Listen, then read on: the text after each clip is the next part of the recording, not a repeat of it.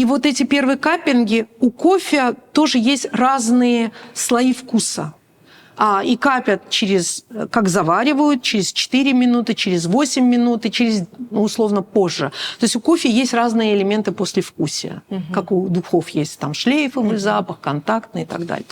Вот. И мы, когда начинали капить, раздавали всем целую кучу чашек и целую кучу всего, чтобы описать этот запах, и никто ничего не соображал. Ни горох, ни лаванду, ничего. То есть вкусовые рецепторы тоже должны привыкнуть понимать хорошее. Быть натренированными. Почему? Потому что в нашей культуре вот эта мода на кофе, эта любовь к кофе, она была прервана нищетой. И тогда уже его заменяли цикорием, богдаем, вот арпа, богдай, хавеса делали, да, с пшеном, с ногутом. Отец мой, Рамет Улсунджана, говорил, что в годы Второй мировой за пуд кофе давали пуд топленого масла. Но кофе должен был в доме быть. То есть вот это вот понимание хорошего кофе, оно было прервано.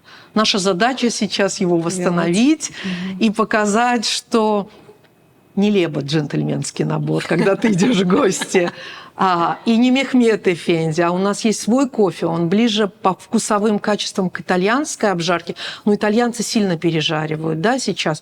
То есть вернуть тот вкус кофе с той технологией обжарки, которая современная, к тем истокам, чтобы вновь полюбили этот напиток.